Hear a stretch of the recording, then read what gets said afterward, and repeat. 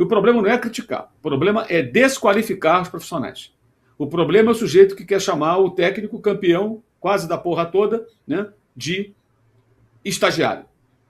Esse é o problema. É o cara que no ano passado xingava o técnico por uma antipatia qualquer, ou porque quer um medalhão, um técnico de mais nome, coisa parecida, né, ou só quer ter razão por algum motivo, né? E aí ele teve que engolir, porque o técnico ganhou os títulos mais importantes, e agora ele tenta desqualificar o cara.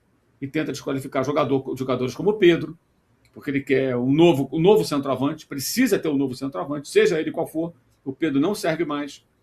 Tá? E aí o cara que começa a defender que o Paquetá não pode jogar pelo lado. O Paquetá jogou pelo lado na Inglaterra, jogou pelo lado na França, porra. O Paquetá pode jogar pelo lado, sim.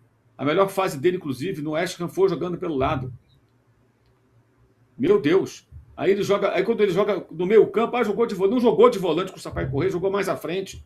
Então as pessoas enxergam coisas, na minha interpretação, totalmente equivocadas, desenvolvem teses, aí usam isso só para bater. A crítica, eu faço coro com a crítica, óbvio, o jogo foi ruim. Agora, eu acho que no jogo como desse de terça-feira, você tem que ter um pouco de pragmatismo. Os adversários do Flamengo se alimentam dessa narrativa.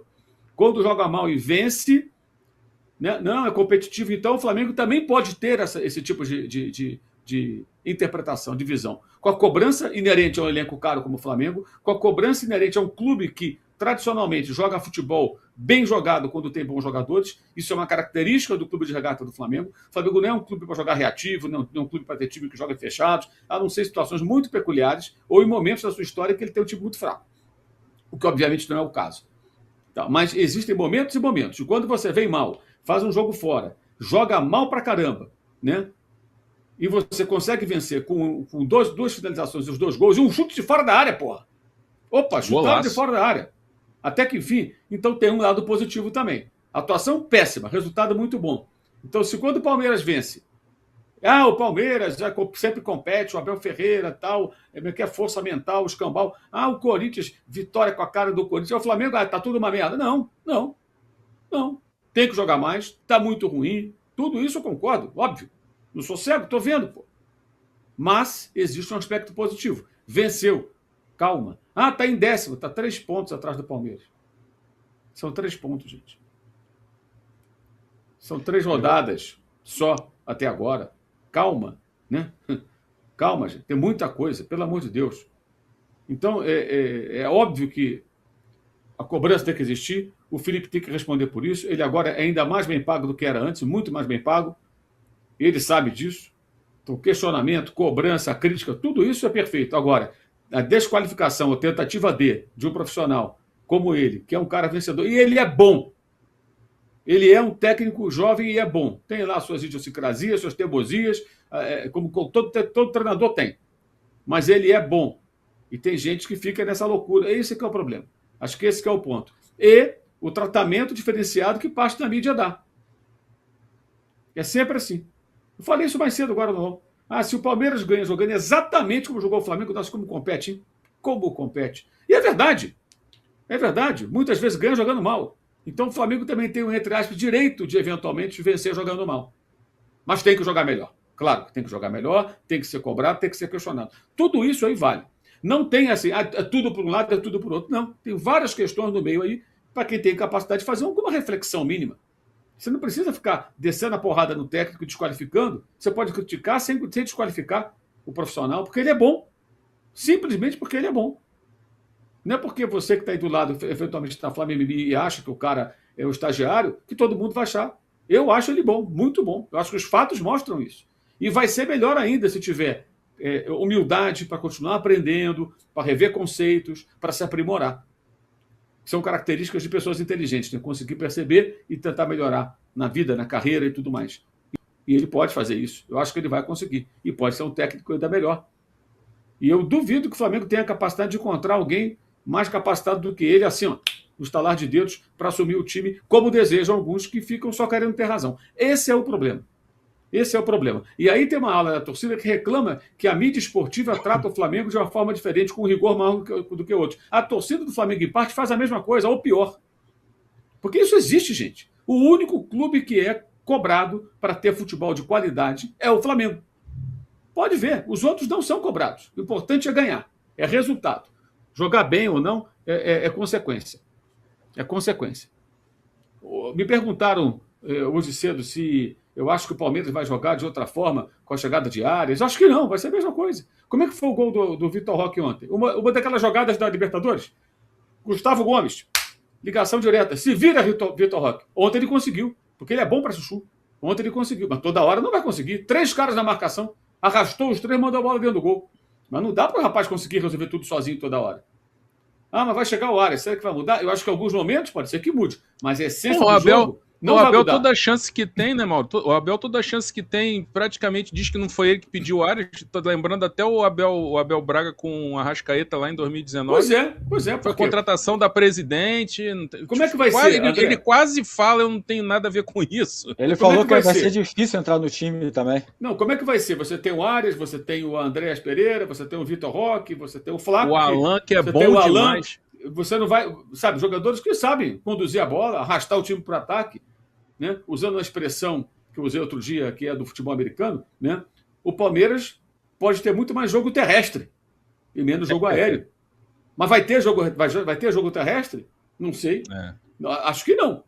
Aí ontem funcionou, mas quantas tentativas foram feitas para o Vitor Roque conseguir fazer esse gol, né? E quantas vezes o Palmeiras pode trabalhar a bola com os bons jogadores que tem e colocar um ótimo atacante que contratou para mandar a bola para dentro do barbante? Então, mas isso é questionado? Não é. Muito pouco.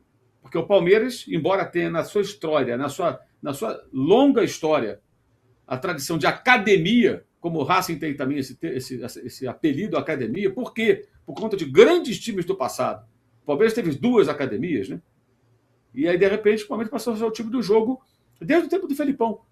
Do jogo bruto, do jogo até para dizer que teve 3, né, Mauro? Isso. Do Luxemburgo também, do Luxemburgo. Era quase uma... Exato. O Luxemburgo era uma academia também. É uma tradição do clube. E essa tradição foi esquecida. Virou o jogo físico, o jogo bruto, o jogo de ligação direta, o jogo da bola longa não como recurso, mas como essência do jogo dessa equipe. O Flamengo não joga assim. O Flamengo não vai jogar assim como, digamos, como não vai ser a referência. Agora, que bola do Léo Ortiz, né? Outro ponto positivo. Cara, o jogo estava no último lance. Era só ficar com a bola, tocar para o lado, gastar o tempo e ficar no 1-0. Pô, vamos para o vestiário com 1-0, tomamos pressão já aqui, né? Porra, tá legal. Aí o Ortiz, que vinha sendo muito criticado porque vinha mal, ele põe a bola na cara do gol. O Cebolinha domina e faz o gol também com maestria, excelente domínio e finalização. Mas, cara, isso as pessoas não conseguem perceber esse aspecto positivo do jogo no meio de tanta coisa ruim. Era só ele tocar para o lado, ficar ali tocando um para o outro, acabou o primeiro tempo. Então, tá ganhando de 1-0. Não, ali foi o gol da vitória. Último lance, gente. Um passe magistral. Um passe que Didi, Gerson, os grandes lançadores da história do futebol brasileiro assinariam. Coisa bonita, cara. Para ver. Tem uma imagem do ângulo invertido que o UOL mostrou de manhã, inclusive, né? A câmera está do outro lado. Pô, espetacular. Que pegou o plano aberto. A bola, na medida, faz, filho. Dominou, cortou 2-0. Foi o gol da vitória. Então, assim, algumas coisas boas aconteceram. Então temos que falar de todas as boas e as ruins. A boa foi, o time foi preciso nas finalizações e venceu um jogo atuando mal. Isso vai acontecer. Contra o Internacional, o que faltou? Uma jogada que desse uma vitória mesmo sem merecer. Era jogo para tentar ganhar na marra. O Inter está muito mal. Jogou bem contra o Flamengo, mas ontem a gente viu como o Inter é um time frágil. O Flamengo não conseguiu vencer. Era jogo para ganhar na marra. Faltou o quê? Faltou-se algo mais. Vamos ganhar na marra, jogando mal, merecendo até perder, mas vai ganhar um jogo na marra. Campeonatos de pontos corridos são assim. Você vai ganhar alguns jogos na marra. Eu sempre gosto de lembrar os tempos que eu comentava a Premier League, as inúmeras vezes que eu comentei jogos do Manchester United e tinha o Ferg Time. O Ferg Time era o quê? Ferg do Ferguson. Os gols que aconteciam nos acréscimos. Ou ele mudava alguma coisa, ou botava um jogador na área. Era uma pressão maluca e o United ia lá e pimba, arrancava a vitória no final. Tanto que essa expressão ficou consagrada, o Ferg Time, ou seja, os acréscimos eram Ferg Time, o tempo do Ferguson, o momento do jogo do Alex Ferguson. Ele ganhava o jogo ali, na marra, na pancada, na porrada, do jeito que fosse.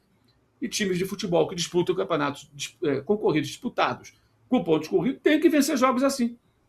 Não foi no Ferg Time, mas foi do jeito que foi possível contra a Vitória. E contra o Inter faltou isso. O Flamengo não conseguiu nenhuma pressão final, sabe? Aquele abafa, aquela coisa que você vai encurrar o adversário. O Inter, naquela altura, já estava colocando o jogador para se defender, fazendo trocas. Pesolano estava fazendo substituições para fechar o time e segurar 1-1, mesmo tendo tido possibilidade de ganhar. Ele percebeu, agora, a chance que eu tinha de ganhar, eu perdi. Né? Perdi a chance de gol. Agora eu vou ficar no 1-1. Se fechou. O Flamengo não teve força nem para fazer aquela pressão. A pressão do Ferg Time. Então a gente tem que olhar de uma forma um pouco mais abrangente. A crítica toda é válida, eu concordo com todas elas com relação ao comportamento do time, à qualidade do jogo. Já tem tempo para melhorar, porque já tem um mês que voltaram. Acho que já dá para. Né? Em um mês não dá para melhorar. Teve um jogador como a Arrascaeta que ficou com 16 dias só treinando. Até o primeiro jogo. Ortiz também? Não, Jorginho. Ficaram 16 dias só treinando, gente. Até fazer o primeiro jogo.